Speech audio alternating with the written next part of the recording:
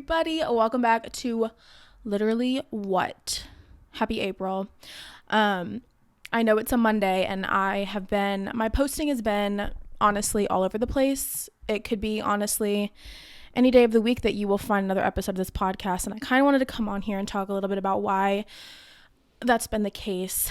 And it's something that I didn't really want to bring up this soon into my podcasting journey, but this will unfortunately be the last episode I put out of Literally What.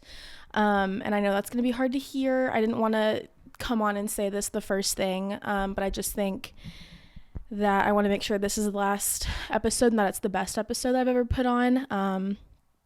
And yeah, it's been a lot of work for me, and I just don't think that podcasting is the route that I'm going to go down. And so with that, I just wanted to say happy April Fools. I've been pranked. I'm the worst at pranks, so honestly that was probably so stupid, and I bet none of you guys actually believed me. But I had to do something, I had to do something that was just a little pranky, because I hate April Fools. Honestly, if I had to list like my least favorite days, April Fools is in my top 3. Cannot stand it. I hate it. I honestly am just wishing and waiting for this day to be completely over with, and I don't have to deal with it again for a whole nother year. But yeah, didn't do any pranking today except just for you guys, because I have to be, up with the holidays that are going on, which I don't even think April Fool's is a holiday. Like, how did this even become a thing? I don't know. Yeah. Unless it's a harmless little prank, you will not see me pranking anybody on April Fools. However, I have been pranked many times, and I can't stand it. I hate getting pranked, especially when it's something really big. If a friend tells me something crazy, and especially if it's something that you want to happen, and then it in 5 seconds is taken away, and you're like, oh, just kidding. Like, that's not, I don't know. I don't like it. I don't like big pranks like that. Harmless ones, love them. Growing up, we would do little things like putting Gatorade in a Listerine bottle, or like eating something that looks, or maybe I was drinking Windex. Okay, yeah, I think it was Gatorade in a Windex bottle. Anyway, something like that. Like harmless pranks like that, I love. But bigger pranks where it's like a serious thing that someone's telling you, I tell everyone, even like today, on my work Zoom call, I was like, just a warning, all you guys, it's April 1st. So if anyone calls you and says something weird, just honestly, if you can, just don't answer your phone to anybody on April 1st. Otherwise, just be warned, because I feel like people, build it up in their head like, okay, April 1st is this day. But then like once it hits, people just kind of go about their day, especially it's a Monday today. Like I've been working all day, and luckily no one's pranked me today. I mean, there's still a few hours left, but please do not I can't do it. I hate it. But also now, like, I'm very aware of what day it is, so it doesn't matter what someone tells me, I will not believe them, just because I'm very aware on April 1st, and I hate April 1st. Actually, okay, I'm being so hypocritical. I did prank one person, or a couple people, just because the book series that I'm reading right now, the author put out like a video basically saying like the 6th book of the series has been spoiled, and so I just wanted to come on here and tell you guys like it's true, and I fell for it, and it was an April Fool's joke, and I sent it to like a couple people who were also reading the series with me, but technically that was the person in the video, the author of the book series, pranking them. I was just kind of like sending it their way just because I thought that they were coming out with the 6th book finally, and they weren't. And that just goes back to my point of like, some jokes are just really mean because you want them to actually be true, and when they're not, it just makes you lose a little trust, and trust is key. So in all seriousness, I hope everyone had a great April Fool's. Hopefully you didn't get pranked too hard, and that you had a great Easter.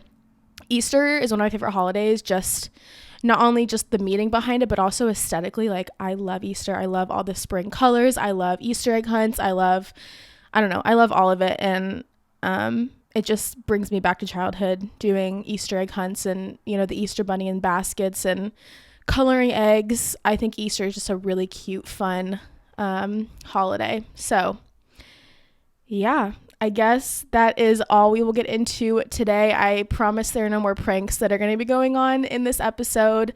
So you don't have to stress about that. You are good to go. So anyway, let's get into some hot gossip, hot take, stories, and advice that will have you saying literally what?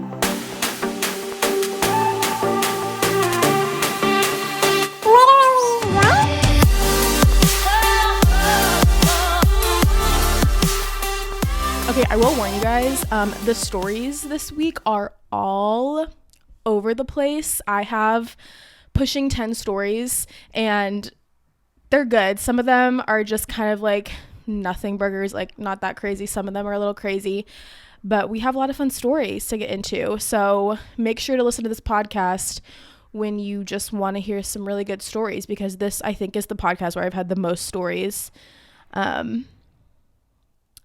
since I started podcasting. Oh, before I do that, it was so funny because me and my husband were going somewhere this weekend, and whenever we drive, we normally take my car just because it's bigger, and I don't know, I just like being in my car better. And I'm always like playing music, which I don't love doing, but when it's him, we have like a playlist that we listen to that's like music that we both like.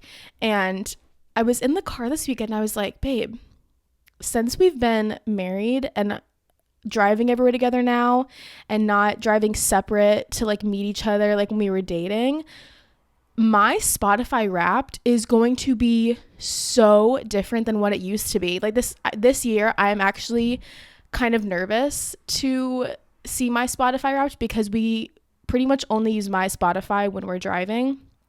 And we normally drive like pretty far away, like anywhere we really go for dating or anything like that is normally like an hour, sometimes more than an hour, unless we're just going like around our house. But we like to kind of get out and see new places. But we listen to a lot of music, and normally I'm not a music girl. I love music, but if I'm getting ready in the car, I'm always listening to a podcast. I never am putting on an album and listening to an album straight. And honestly, the songs I listen to, I get the same exact in my Spotify Wrapped every single year, because I pretty much strictly only listen to 2010s pop or like show tunes. I know, like Mean Girls, Wicked.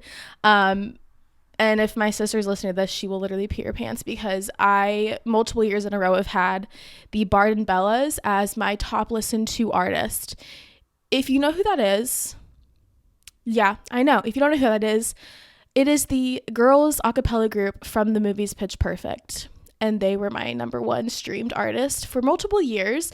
If that tells you anything about my music style, I don't listen to a lot of music all the time. It's basically podcasts. So I'm predicting this year when Spotify Wrapped comes out, now that I'm married and living with my best friend and we both like to sing music together, it's going to be very much rap, country, not musical show tune, podcast heavy. That's for sure. So it'll be interesting to see what I get. And he's gonna like, normally he has thousands and thousands of minutes, because when he worked back in Georgia, his commute was a lot longer, and now he has like a 5-minute drive to work. And so my Spotify minutes are going to be insane. His is going to be nothing. And so we're basically just like totally switching Spotify lives. So that's one thing to look forward to in marriage, is you're going to spend a lot more time together listening to one of y'all's Spotifys, and one of y'all's Spotify Wrapped is going to not be what it has been the last years and years you've had Spotify. So anyway, that was really funny. But let's get into these stories, because there's some fun stories. I didn't organize them in any particular, you guys, I just made up my own word. I was thinking of specific and particular, and I literally, my brain just put them together for no reason. I just said particular. All right, that's just my brain. That is my brain. I can't apologize. She's a little crazy. Okay, first story. Judge Judy is making her return to television this fall. When I saw this, I instantly knew I had to talk about it, because growing up, I would binge Judge Judy. And I don't know why, because I don't watch anything that's very confrontation or argumentative forward. which is it's two people in court like arguing against each other. And I don't know why I love this. It's a very addicting show, and I would just watch reruns whenever, you know, back in the day when we had cable. And so she will be coming again with more, or I guess it's a new show. So she is competing with CBS because they're still showing reruns of the old Judge Judy, which, I mean, if you still have cable, like, I mean, there's reruns of her on all the time. And so 2021 was when she ended her successful courtroom series, and that lasted 25 seasons. So there are so many episodes of Judge Judy, and that's why it's such an easy show to binge, because they're like quick, but they're so addicting, and there's so many of them. It's like you can't get enough of it. And so the TV judge and her executive producer then created and distributed Judy Justice, a new courtroom show on Amazon's streaming service. And then now she's going to be coming back this fall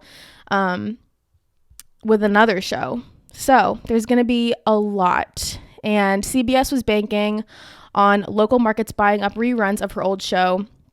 But then she hit the market with a new product for stations to buy. And so unfortunately for CBS, they are now just going to have to keep selling repeats or reruns of Judge Judy. And that's going to have less value in the marketplace because other stations are going to be able to air original shows from this new show she's coming out with that's called Judy Justice. Judge Judy, Judy Justice. I don't know how I like this new name.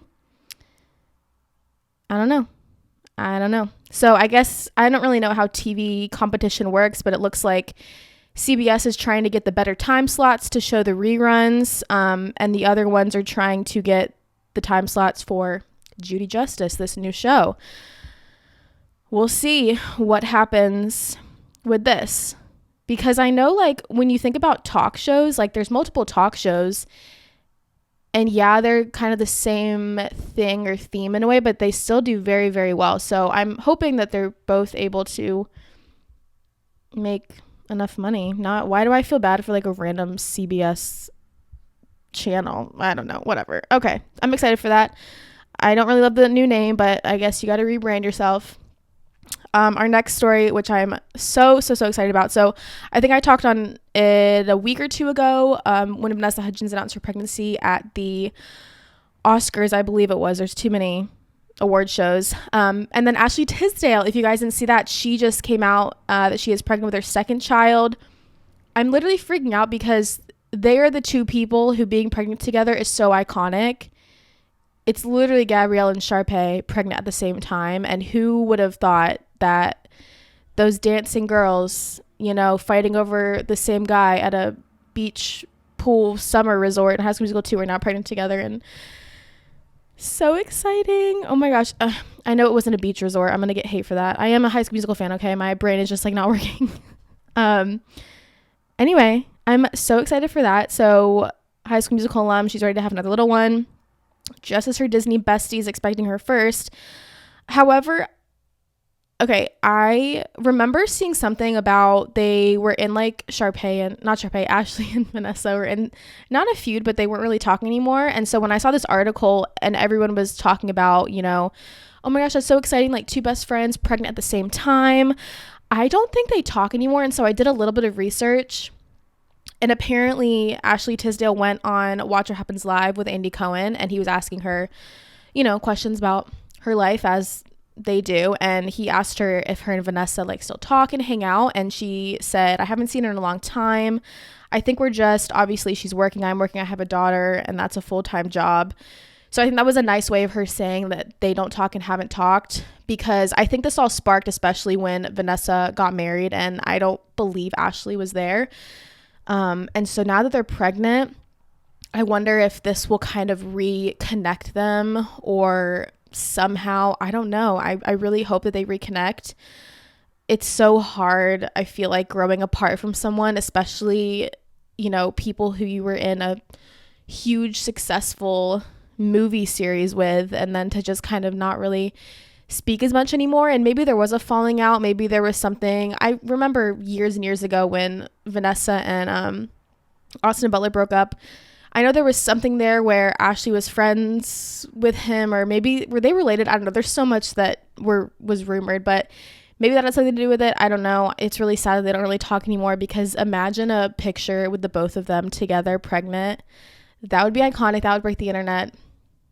And I feel like a lot of our Disney Channel girls have really been having their moment.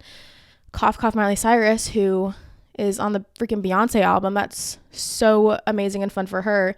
And her becoming the like latest Disney legend. I don't know.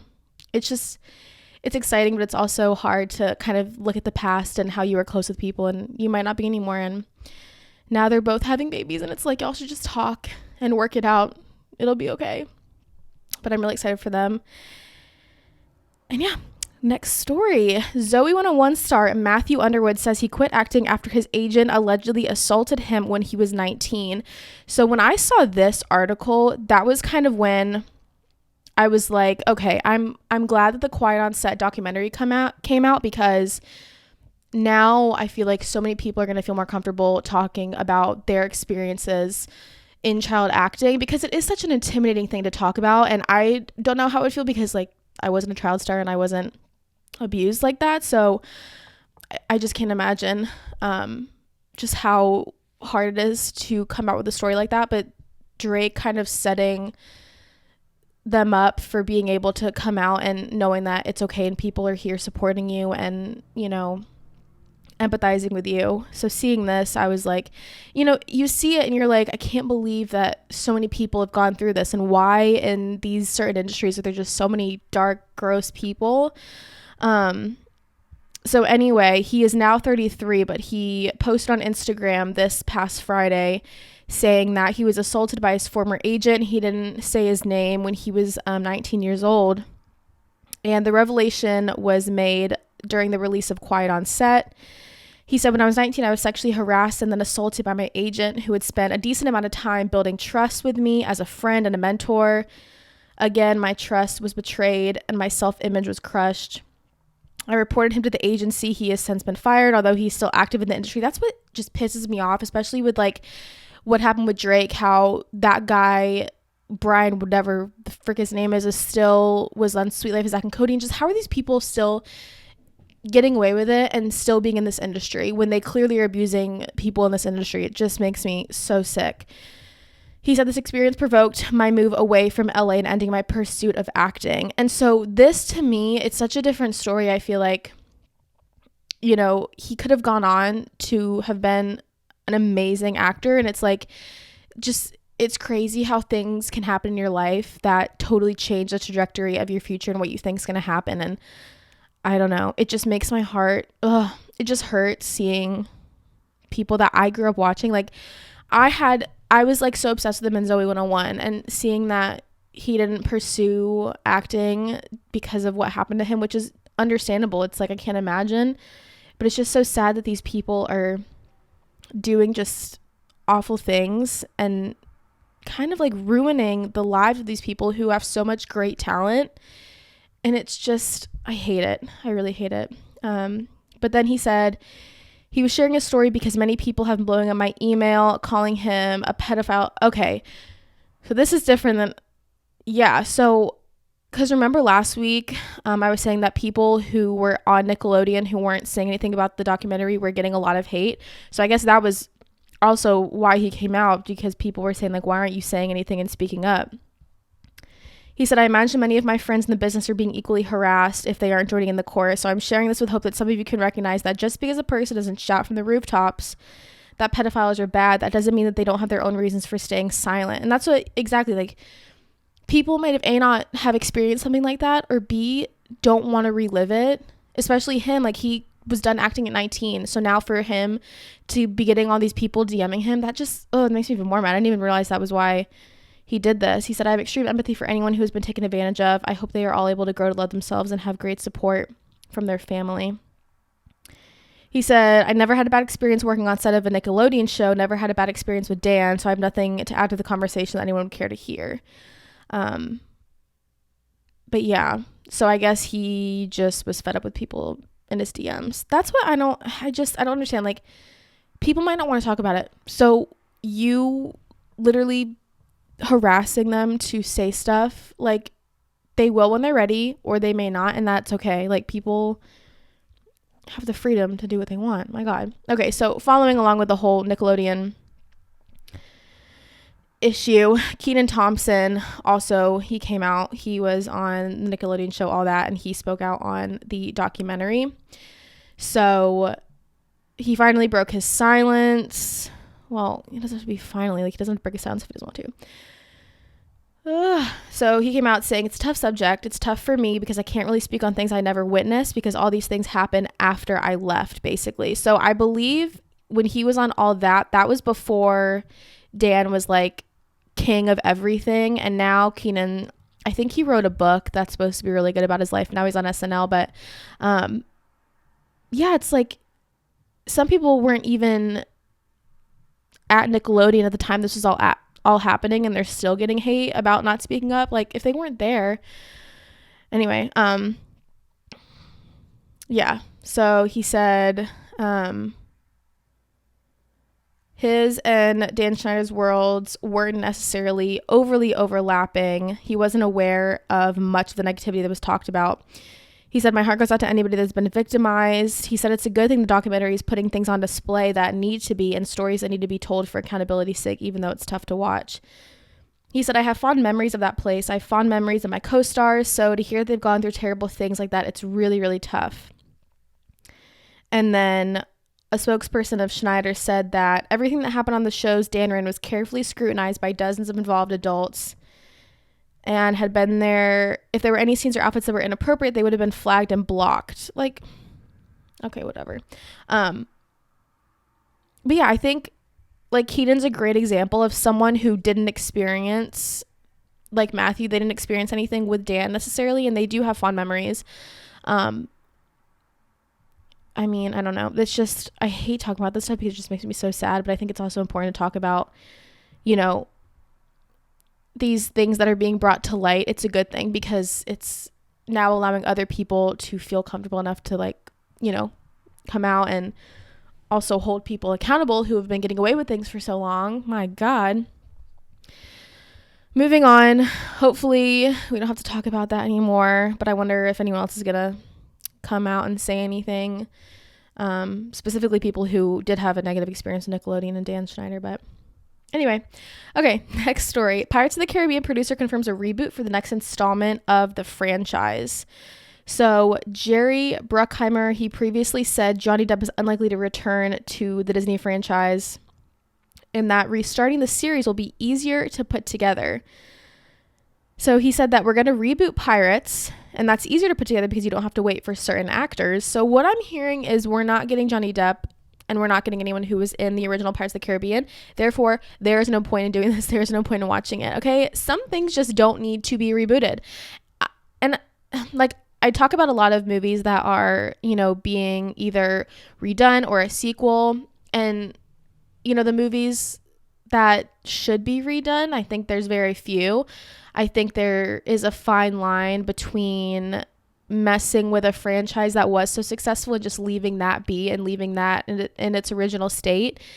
And also, like, when is it okay to kind of make a, you know, reboot a whole new series? I think it's hard, and I don't know how people choose to do it. I don't know. I don't like this particularly. It would be like if there was, I don't know. My stance on stuff like this, it's like if the original actors aren't in it, I probably won't be watching it, and I will just continue to watch the originals. I don't know. But also, people got to make money, and I think directors or producers, you know, they see franchises who were so successful, and they're like, oh, why don't we just redo this, and hopefully all the fans will come back and it'll be as big a hit. And it's hard because if you go about it the wrong way or you don't really put in enough effort, it's probably going to get a lot of backlash. So I don't know. I love Pirates of the Caribbean. It will forever be one of my favorite movie series. It will also be one of the best rides at Magic Kingdom. I don't think I'll be watching it, but I think it's interesting that there have just been so many reboots. And when is there going to be like an original something? But also the new, like, any original Disney movie I've been seeing just looks so stupid. Like, I will not be watching it. Anyway, that's that. I won't be watching it if Johnny Depp has no part in it. And not everything needs to be rebooted and redone. Like, I'm sorry, there's certain things that just can be where they are and be okay. All right, our next story. Brittany Snow gets candid about her divorce with Tyler Sanaland, and then he ended up responding a little bit after that. So Brittany Snow went on Call Her Daddy, which Brittany Snow, I know her from Pitch Perfect, and she is one of my favorite people. She is a redhead. She's also in Pitch Perfect, and Pitch Perfect is honestly probably my favorite movie in the world. And like I mentioned earlier, the Barden Bellas were top of my Spotify list, so I love those girls.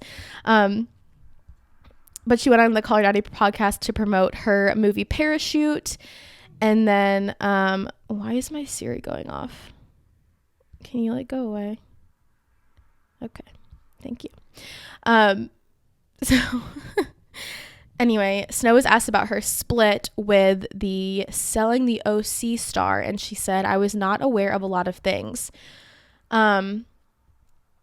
So it's really funny because Tyler Sanaland, he is in the show, obviously Selling the OC. I started watching this show when it came out a couple years ago. I didn't know he was married to Brittany Snow until they talked about her like a little bit later in the show. Basically, he was very flirty with one of the other cast members, co-stars, whatever you want to call them. And looking back at what I was watching and seeing her talking about it makes me so sad because he was a complete asshole, just like disgusting, a flirt, awful. And to see that they were married, she deserves so much better. But anyway, they got married in March of 2020 and they separated in 2022. And they basically experienced marriage troubles after Selling the OC when he revealed that one of his co-stars attempted to kiss him off camera, which is that stupid little girl in the show. Oh my gosh.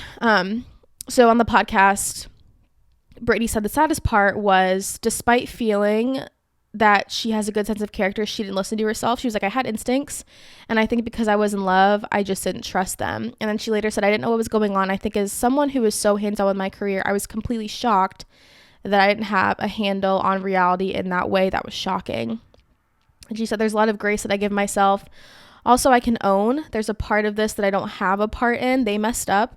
But I tried very hard to see it all from every side and release that anger because it doesn't serve me.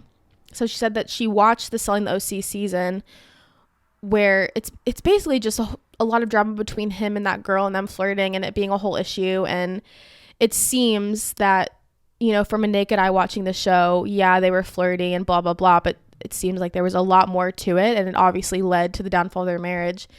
She said there was love there. There was a marriage there. There was so much love. I think it's hard to understand because it's much more interesting that he did this and she did this, blah, blah, blah, blah. I don't know. Relationships are hard, but also I can't imagine watching this all kind of transpire. Like, if you go watch Selling the OC and like looking back, it's literally like him and her just flirting the whole time. And I can't imagine her watching that and being like, oh, damn. And like, I just awful.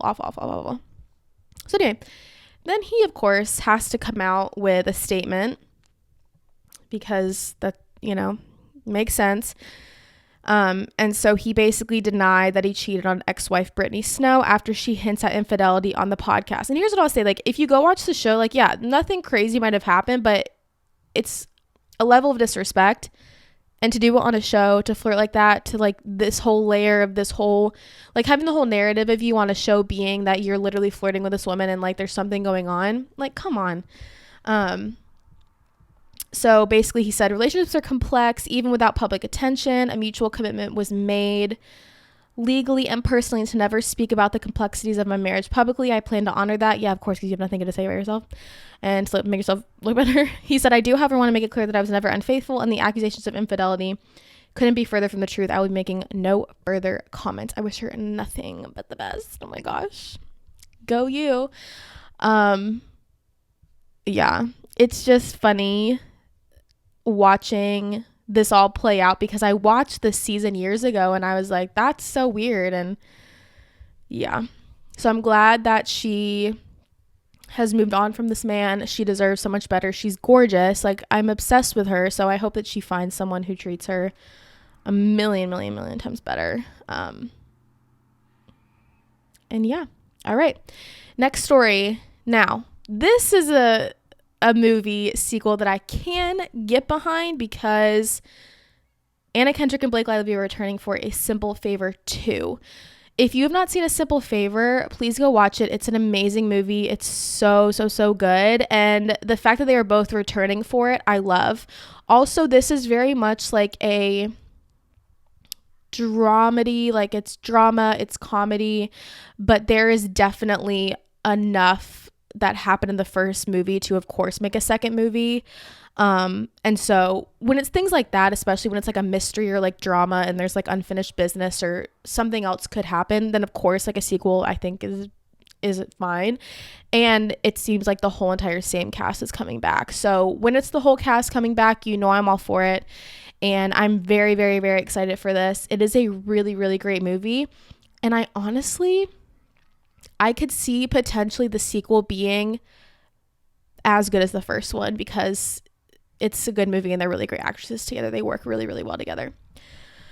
Okay, next story. I don't know a whole ton about. I'm not going to get into detail about everything, but it's been everywhere. And it's about Diddy and the home raid and all the accusations. And he was accused a long time ago by ex-girlfriends just of all this crazy stuff.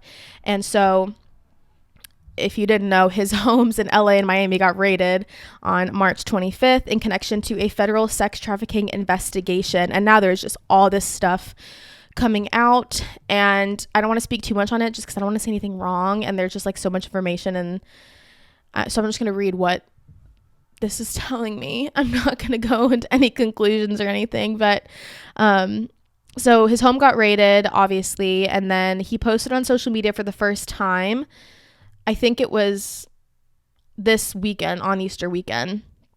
So March 25th, his mansions were raided by federal agents from U.S. Homeland Security in connection to a federal sex trafficking investigation.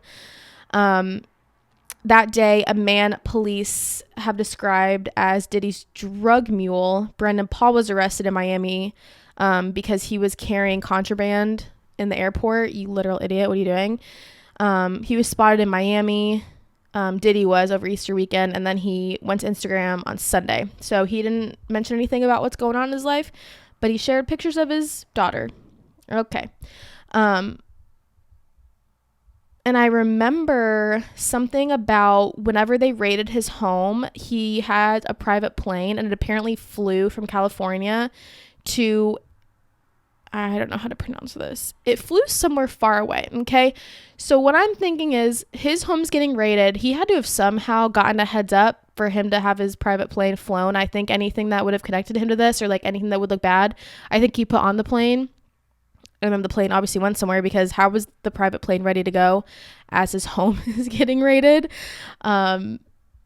So Sunday evening around 5:30 p.m., the 54-year-old rapper's private plane was tracked departing the Sacramento airport.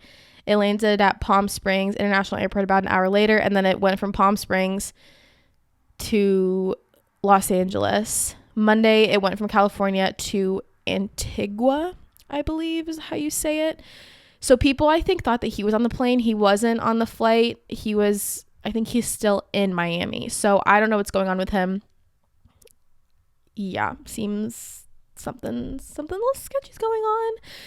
And then, yeah, I guess the investigation is still ongoing. He hasn't been arrested yet, but I think that a lot is going to come out.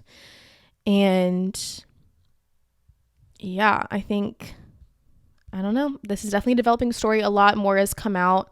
I feel like every article I see is like something about a video came out about him or like his ex-girlfriends are coming out and saying stuff. So because he was accused a lot of sexual assault by multiple women he was with. And I believe he also has been like sued for it as well. And I think this is the start of something crazy. I can also see like a crazy documentary coming out about this. So we'll keep an eye on it when more information comes out. I don't want to talk too much about it though, because there's just a lot I think that's happening and overwhelming. But our last story, we're ending on a happy note because, you know, I like to have the last story be like really happy. And that is that Punxatony Phil welcomed 2 little baby groundhogs with his wife Phyllis. How 2 questions. Number 1, did they have a wedding? Number 2, why didn't we know he had a wife? And what are they naming their little babies? So this is like the cutest story I've seen all day. You all know I love Punxatony Phil. I love Groundhog Day. Groundhogs are so cute. And apparently they did not know that Phyllis was pregnant. So this was a big surprise. And they gave birth to 2 healthy baby groundhogs. Phil fans can visit the newborn groundhogs and their parents at Punxsutawney Memorial Library, where the animals have a climate-controlled enclosure with a viewing window. So fun. I'm so obsessed. I wonder if this is kind of like a royal family thing where like whenever Punxsutawney sadly passes away, if it was a son, if he will become the next one. You know what I mean? That would be so cute. But I was just so happy for this. I'm obsessed and good for them. If I find out names, I'll let you guys know. But those were the stories. I told you they were all over the place. I feel like 2024 has been crazy. I just feel like there's been a lot that has been going on. And I don't know. It can only get crazier. We're only like 3 months into 2024 and there's been a lot that's been happening. And now we are going to get into our last Bachelor recap ever.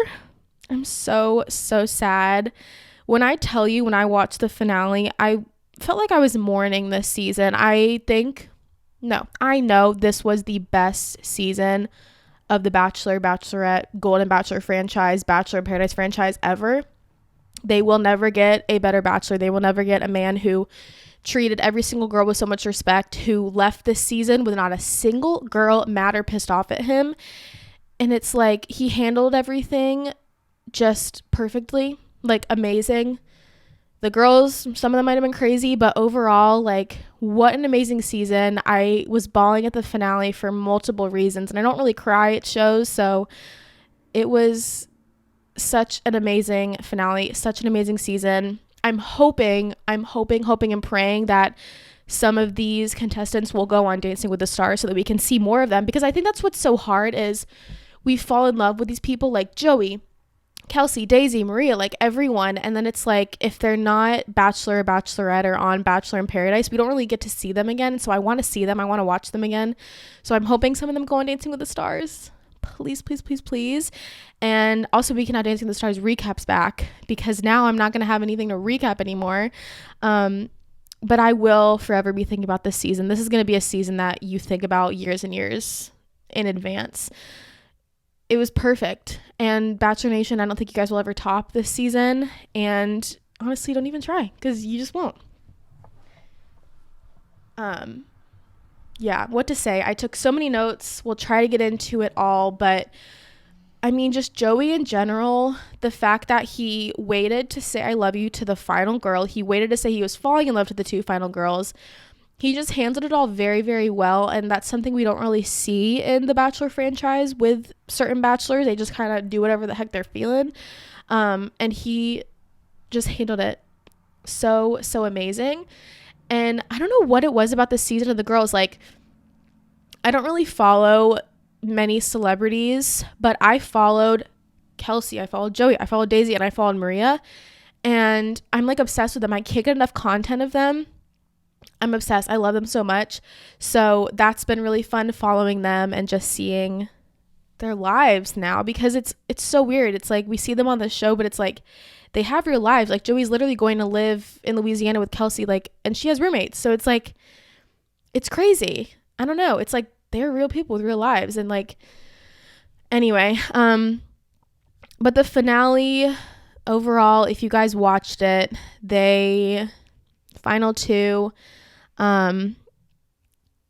met, the girls met his parents, and I don't know, I don't even want to cry again, because like it was just so sad. Daisy went first, and Daisy met the parents, really, really sweet, cried when she was talking about, how much she loved him to his mom. Kelsey met them, loved, that went well as well. Hello. We get to the dates. Daisy was first, and she knew that he wasn't giving her any sort of like confirmation, any sort of reassurance, and she knew right then. Her also intuition, so amazing. She's just an amazing woman, and she knew. I mean, she could tell. And going from that to seeing him and Kelsey's date, which was just so full of like goofiness and like just laughter and smiling, I knew right then and there, once I saw the 2 dates, I was like, okay, I knew who he was going to pick. I really did think, I didn't see any spoilers. I really, really, really did think it was going to be Daisy. And now that it all worked out how it did, I'm happy it worked out the way it did, because I do think Joey and Kelsey are going to be very well off and do fine. And I think Daisy's going to be crushing it as well. She's also like in Mexico right now, which is so funny. But I will say it was not what I expected when they were like, this has never happened before in Bachelor history. When Daisy knocked on the door and it was Kelsey, I really thought she was going to Joey's to leave or be like, is it me? And if it's not, like, send me home. When Kelsey opened the door, freaking flipped out. But guys, that wasn't even like the thing that happened that hasn't happened before, because then they literally, the shot of them, like the hand holding and then looking up, and they were both driving there together to the proposal. Daisy's a better woman than me. I couldn't. And just seeing them and how like Daisy and Kelsey have been just so supportive of each other. And, you know, Daisy went up and she was like, I know it's not going to be me. They were both bawling. She walked back. Such a sad, her and Kelsey hug, and she's like, your mom is going to be so proud of you looking down at this moment. And I know there was a lot of hate that people were like, well, Daisy like ruined the surprise. And Kelsey knew. She was in a white dress. And also I was listening to when Kelsey and Joey went on multiple different podcasts together. And when Daisy goes to like see Kelsey when they're about to go to the proposal, she's kind of hiding a little letter. And that was a note that he gave to Kelsey on the final date that was like a reassurance, I believe, of like, I'm choosing you. So I don't think it was Daisy ruining. I think it was just like she needed to know for herself, and she already knew, but I think that her going to see Kelsey was just the final thing that she needed to do. And the fact that she didn't leave and she still like held her head up high, she went up, she said what she needed to say, she went back. And yeah, then we get to like the live part, and then Kelsey and Daisy even sit down and talk together with Jesse and just about, you know, their friendship. And I love it. I love how this season ended. I love that everyone got along, but I feel bad for Daisy, and I can't imagine her having to watch them like be together, because after the whole live thing, the show, they all went out and like partied or went to the clubs or whatever with like the cast and families and stuff. And just like, it was crazy seeing like there was a TikTok that Daisy and Rachel made, and then like Joey and Kelsey were on the other side, and just like, I don't know how they do it. I don't know how you can be on a show like that. And obviously like it's not my life, and like they chose to do that, but I feel so bad for Daisy, and I just can't imagine her posting about like her breakup, but also posting about her and Kelsey being friends. And like, I wonder if there is any like, like, I don't like this. Like, it's just, I don't know. Crazy to me. Also, the final 4 baby pictures, remember when we said that the final 4, all their Instagrams were baby pictures? That was unintentional, apparently. And they didn't really realize until it was pointed out, like, when they were the final 4 and they were, like, fans were, like, pointing it out. That was crazy to me. They are, Kelsey and Joey, doing couples therapy, which that hasn't been talked about before. And I think that's really amazing, because it is so true that they only really had like hours really, and then overnights to get to know each other. And now they're like engaged. And I think that what they're doing is really smart. It's like, they know this is unconventional. And so they're having like a 2-3 year engagement, because this is really, technically they're dating right now. Like, they still have to get to know each other, and then they're going to get married years down the road. But it's like, I think that they're handling it very, very, very well. And that's going to set them up for a very successful marriage. Another thing that I was thinking about is like, do all the girls keep the pictures up of them and Joey? Like, I don't know how Kelsey does it. Like, that, you know, having him kiss all of them and go on dates, and like all these girls are posting or were posting about him. Like, even like, if you think about it, like they're posting as these episodes are up, but this is like Kelsey and Joey are already engaged. So it's like Kelsey's having to sit there like looking at all these girls posting and like not being able to tell anyone that they're engaged. So I don't know how they're doing it, but it was such a good season. Last thing that I found out listening to one of the podcasts they did was that he apparently was giving Kelsey so much attention in Montreal. Okay, the producers literally had to tell him to stop giving Kelsey so much attention and like stop talking to her, because like it was so obvious. So he knew. But it's also like, I wish that when he knew it wasn't Daisy, I wish he could have been like, and I don't know if it's in the contract that he can't do that, but I wish he could have just been like, it's not Daisy, and not strung her along, especially on that final date, and kissed her. Like, it just, oh my gosh, what a roller coaster of emotions. I honestly might even rewatch this season again because it was so good. But now I'm just following all of them on Instagram and TikTok, and I'm obsessed with them. I can't wait to see what they all do. They're all just amazing people. Jen being the Bachelorette, I'm just gonna say it, like, I don't love it. I wished it was Maria. I wished it was Daisy. But at the end of the day, I think it's just because I want to see more of them. And honestly, Jen's gonna do great. I think she is a really good fit for a Bachelorette. And I think that Daisy and Maria will find way better people and more of a stronger relationship. And also, it's probably just a lot to go through that whole process again. I can't imagine. But yeah, no more Bachelor recaps. I'm sure if anything happens with any of the cast, social media wise, of course I'll make it a story because I'm so obsessed with everyone. And hopefully a show will come out, Dancing with the Stars, please, soon, so we can bring back our recaps. But with that being said, I will be doing the literally what submissions from you guys. I have a lot, but if you want to write in, of course write in. We'll be bringing that back. So yeah, okay, I hope you guys have a great week.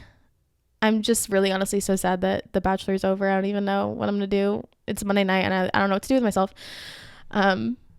But yeah, make sure that you guys are following the Instagram, subscribing to my YouTube, please. I post on YouTube every single time. I work really hard, so please make sure you're subscribing, liking, 5-star reviews on Spotify, all of the things. I really appreciate it. It really helps me out. And thank you guys for just being so supportive. We hit 400 followers on Instagram, which is so crazy. And if I ever do hit 1,000 followers, there will be a huge giveaway. So be on the lookout for that, I guess, in the very far future.